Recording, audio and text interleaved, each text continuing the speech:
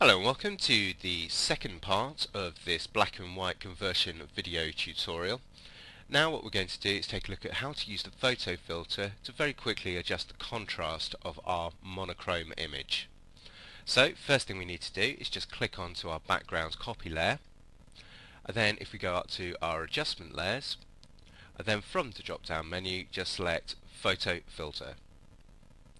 Now here we have a series of different color filters which are preset, or if you know the actual color that you want, then you can select color and then choose it from the usual color palette. So first of all, what I want to do is just to show you how adjusting this filter will actually alter the contrast within the picture. Before I do that, I'm just going to increase the density to about 50%, which will really kick out the effect on the picture. And then over on the right hand side, just make sure that I have preview selected so that we can actually see the effect on the image itself. So the first thing I want to do is to go for something which is quite low contrast. So if I click on the filter and just go down to yellow, and you'll see the result of that appearing instantly on the picture. So by using these filters, what you're basically getting is something very similar to traditional photographic black and white filters. So a yellow filter on skin will actually give you something quite low contrast. Now for medium contrast, what we can do is we can select a blue or a cyan filter. So I'll pick cyan here, and we just see the image suddenly becomes a little bit more contrasty. And finally, if I wanted to go for something quite high contrast, if I go to filter and select red, and we can suddenly see the image contrast really starts to kick out. It's a very easy way to adjust the contrast within your picture without playing around with levels where you could actually clip out some of the highlights or further shadow regions. So here we want something which is about mid contrast, so I'm going to choose cyan. Click on that and you instantly see the contrast just lowers down again. Click OK, and that'll apply itself to our adjustment layer stack. Now the final thing that I want to do is just do a little bit of dodge and burning, and this will just add that contrast around the hair area and around some of the areas of the face. So the first thing I need to do is zoom in, so I can do that by just going Control plus or Apple plus. And now that I'm zoomed in, I can select the dodge tool. Up in the options, I just want to make sure that I've got a large soft edged brush. I've gone for a size of about 300. I've selected my range as highlights, and I've set my exposure at 7%.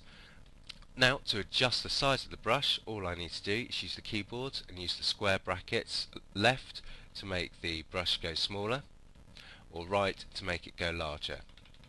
So I just want to make that a little bit smaller, then click onto my background copy layer, and what I can do now is just very quickly just go over some of the hair areas, and we can just lighten those up, and that'll just bring some of the hair out of the image a little bit more. So with just going quickly around the edge of the hair, we can see it's had a subtle but quite a dramatic effect on the face itself. Now I want to repeat that for the eyes, so if I zoom in, and also just round the mouth there as well. So if I just check the before and after, and just check that that's all working, and then I can zoom back out, check befores and after, and if I'm happy with that, I can now flatten all of those adjustment layers down onto the one image. So if I make sure that I've got my background copy layer selected, hold down shift and click on the top layer, and you'll see all of those 4 layers are now highlighted. If I go over to the layers option, click once and then go merge layers, and that will just flatten all of those selected layers down into one. Now the last thing as always to do is just to sharpen our image. So before we do that, we need to be zoomed in at 100%.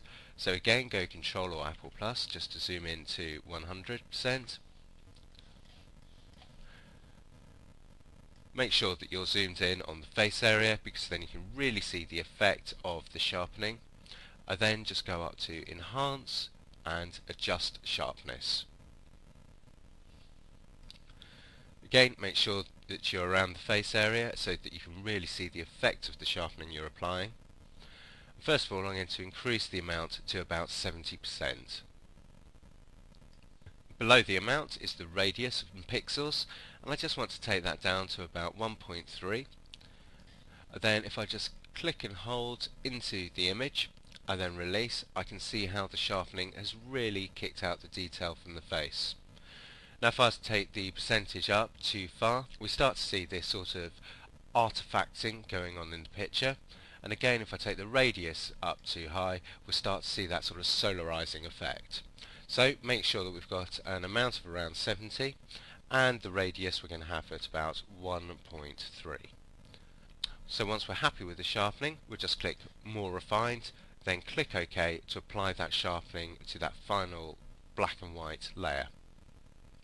Now sharpening will take a few moments to apply itself to the image, but once done, you now have your final black and white picture. So if I zoom out to 100%, and we can now see the before and after, and we have our perfect black and white print.